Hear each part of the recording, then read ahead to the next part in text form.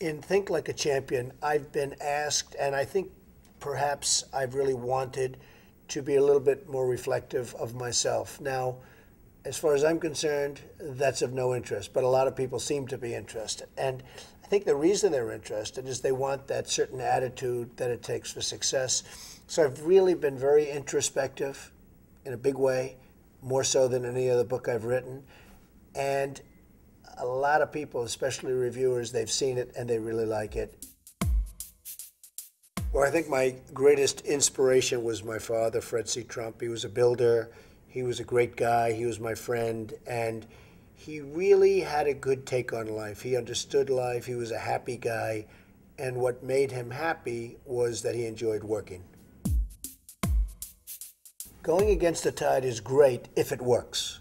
Now, it doesn't always work, and you really have to be smart to go against the tide because you're going against a lot of smart people. But when you get it right, you'll end up better, whether it's Microsoft or Google. I mean, so many people that have really hit big have gone against the tide.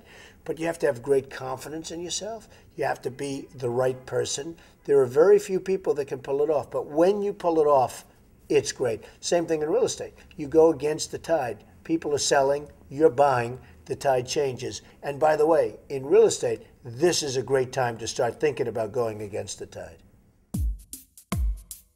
We're on this planet for a very, very small period of time, and achievement is something that really gives you great pleasure. And when you achieve something, that's great, but now on to the next. Very important, you keep going.